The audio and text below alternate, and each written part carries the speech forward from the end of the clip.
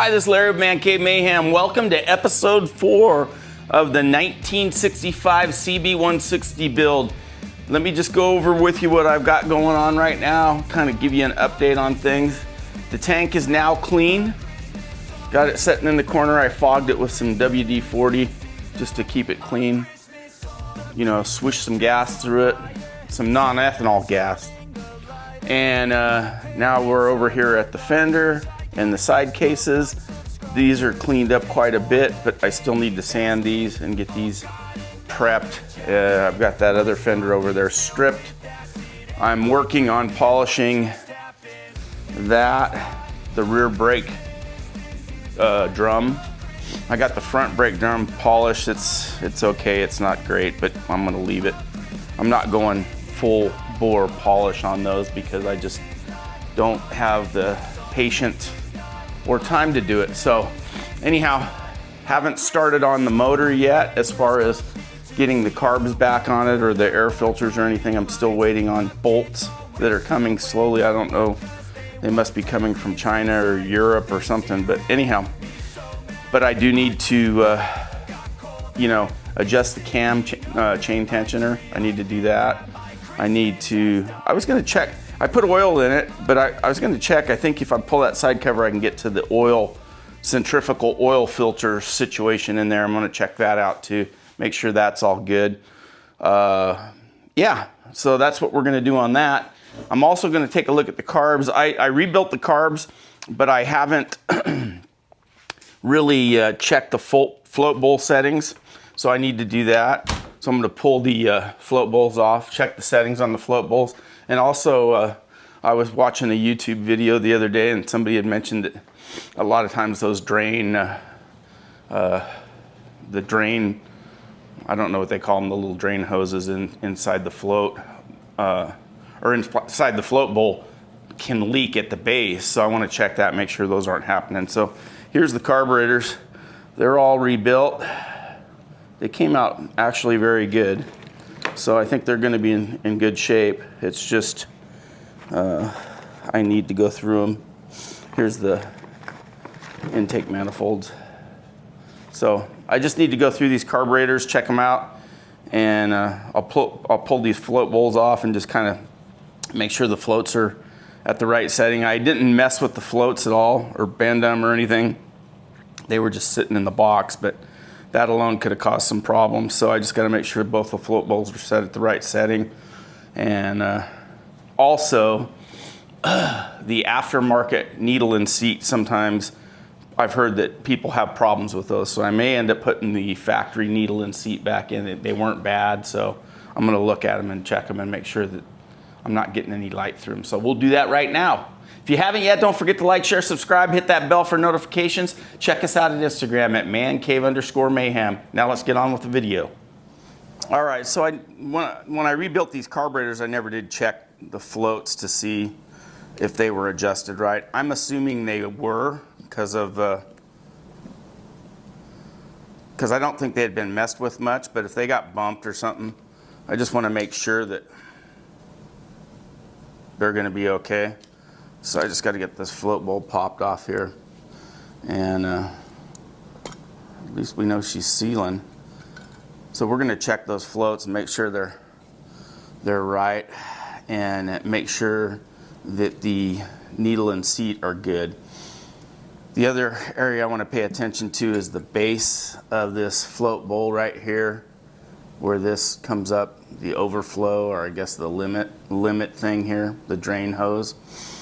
Sometimes those will leak at the base and cause a problem, so I want to make sure that that's not leaking. Feels like it's sealed, but I'm going to double check it and see. We'll make sure that there's no, you put water in there and just kind of blow through the bottom tube here and see if there's any air coming out, but I think it's fine.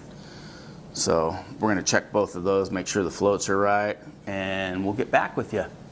That's all for now.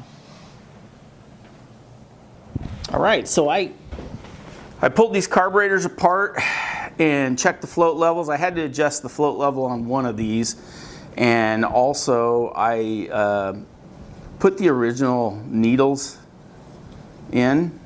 The The needle, I mean, I'm sorry, I got the needle and seat in. They look good. They're sealing up good. The slide needle, both those slide needles, one of them was kind of messed up a little bit. So I put the original ones back in. I don't want to go with the aftermarket ones. They looked a little different, so I'm going to stick with the originals. The originals are in good shape. So those carburetors I'm going to call done. So that's where we're at right now. And then we're going to probably start working on those fenders. I got to continue stripping those fenders. So that's it. All right, now that we got those carburetors all sorted out, we're going to start working on the tins. So I got some paint stripper. I don't think I'm going to need it on all these. I'm going to hit this and get the excess paint off of this with the 220, and then I'll use a little 400 on it to smooth it out. Then we're going to prime these.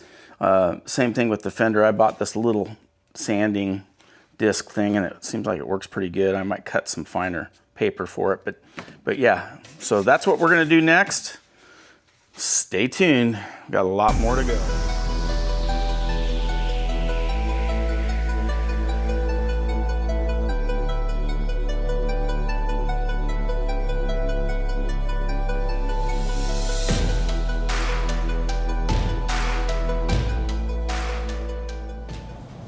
All right, so I kind of got interrupted by the mailman, and I ended up with 2 packages, one of which is from Dennis Kirk, and I ended up getting some spark plugs for the bike.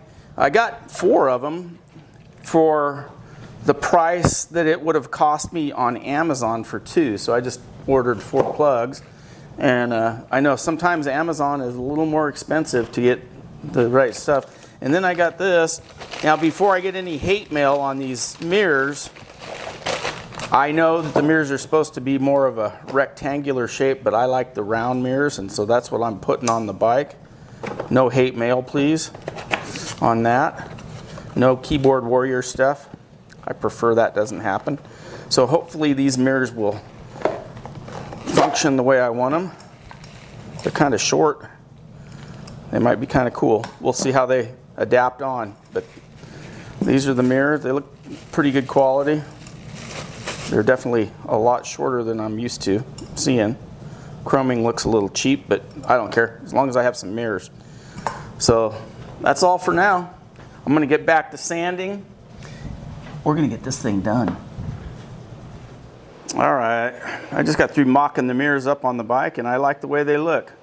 So I'm going to run with those for a while. If I decide I want to go with the square ones later, I'll do it. Not too bad looking mirrors. I don't know lengthwise how they're going to be, but they might be kind of cool. Another piece of the puzzle is in place. All right, brake hubs are polished about as much as I want to polish them. They're a lot shinier than they were, but I had to strip off all the plastic coating or whatever, clear coat that Honda had on them, and they're about where I want them. I don't need them any shinier than that. It's just too much work. But anyhow, that's done. I'll show you what else we got. Got the side covers cleaned up.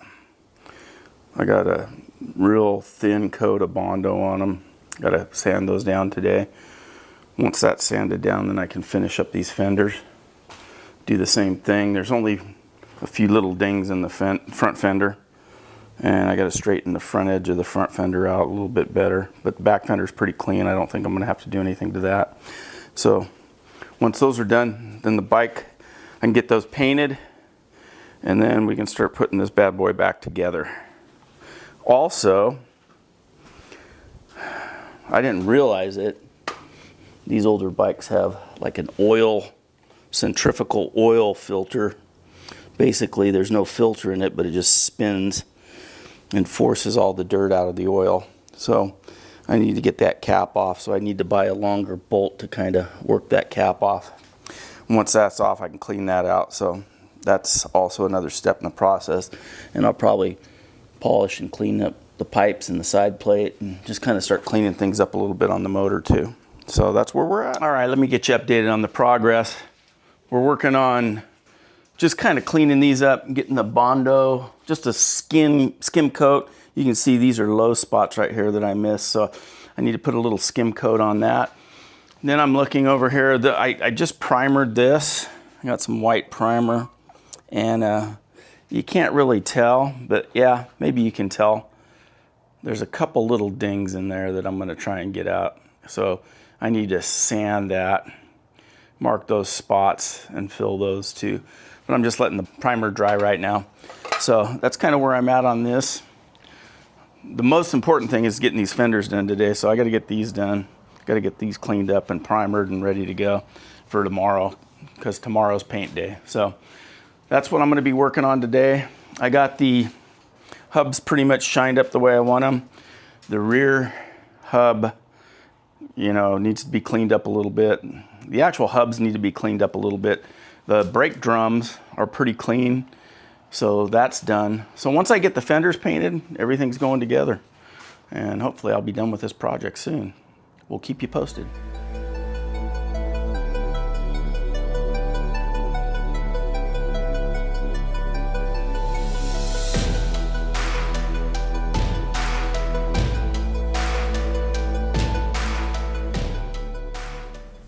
All right, well, there's a couple things I need to do while I'm waiting for that Bondo to harden up. I thought I would start working on this fuel tank. The inside is clean and cherry, but I want to pull off the side tins and clean behind them if I can. I thought these emblems might be a little easier to get off, but they're proving to be a little more difficult than I thought. These screws might be rusty. They're coming off, but slow. But yeah, we're gonna get these side covers pulled off, clean behind them. We're gonna polish the tank, get it squared away, and then we're gonna work from there. Yeah, I'm gonna have to get a bigger screwdriver for that. But then I also got a petcock rebuild kit that I'm going to rebuild the petcock, so I want to get that done. So we'll get all that done, and then I'll get back to you.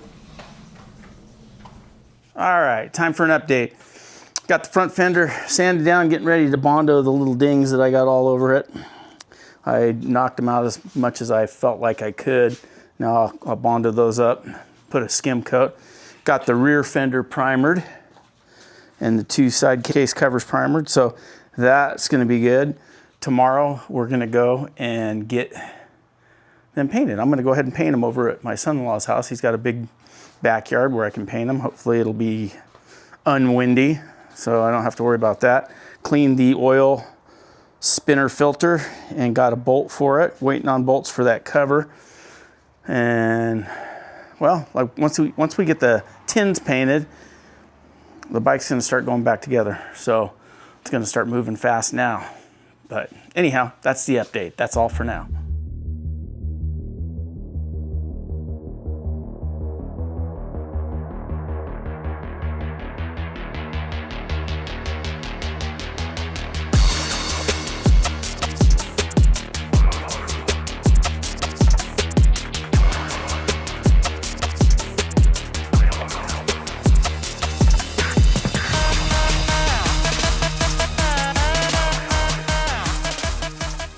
All right, I'm over here at Andrew's house today.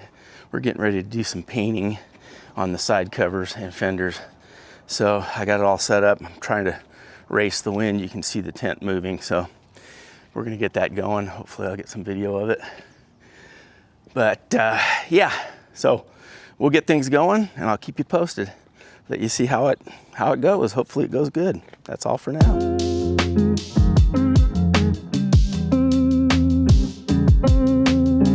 All right, I think we're done with the paint on the fenders. That's gonna move this project along a lot quicker. Now I can show you where we are with it. They came out pretty good. I got a couple little runs, but I don't think I'm gonna bother color sanding it. This is the Cloud Silver, Honda Cloud Silver, and I think it came out really good. So that step in the process is done.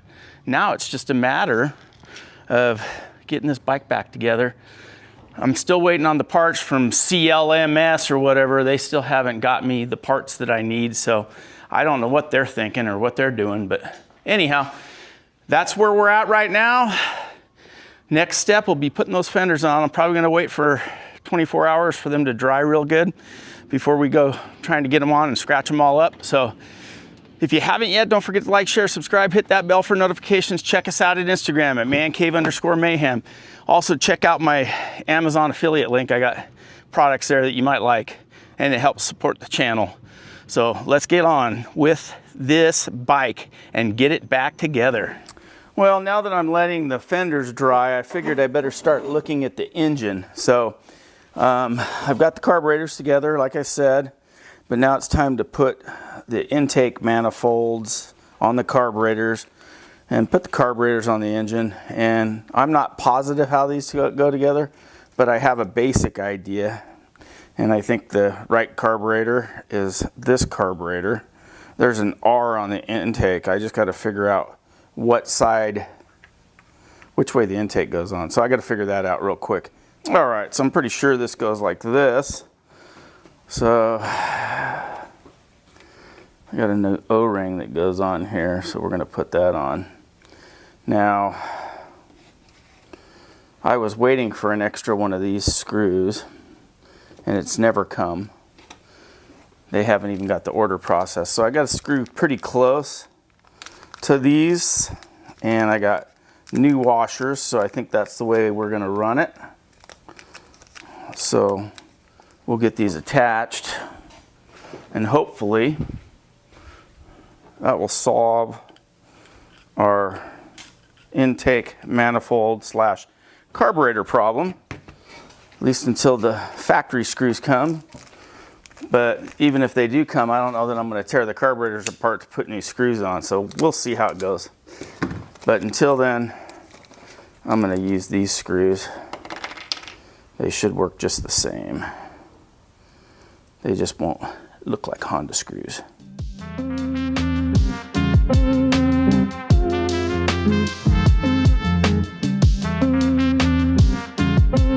Get these hooked up. At least get the carburetors on the bike, you know? Then we can start doing our final adjustments before we start this thing. The heads of the screws are definitely larger than the factory ones, you can see there. But I don't care. They'll be fine. Set that aside. And repeat the same process on this one. Then I'll get back to you. Got the carburetors attached to the manifold.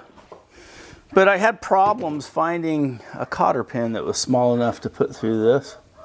So I'm going to use a wire for now, don't judge me. To link the choke link, put the choke linkages together. And I think we're going to throw a washer on that if we can, and then run a wire through it.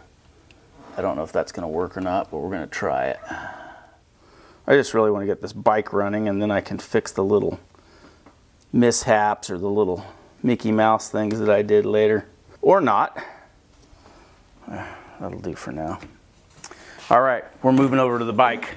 All right, now we're at the bike, and we're actually going to get these carbs mounted. Finally. So I'm just going to put one nut on each carb for now, just to make sure they're secured. I don't know if these run a lock washer, but I'm putting one on it. So I got a flat washer and a lock washer on this, which is probably overkill, but better be safe than sorry, I think. So we'll get these attached, and then we'll officially have carburetors. That'll be a miracle in itself, because when I got this bike, it was just a box of parts. At least regarding the carburetors it was. So motorcycles, it seems like they always put things in fun to reach places.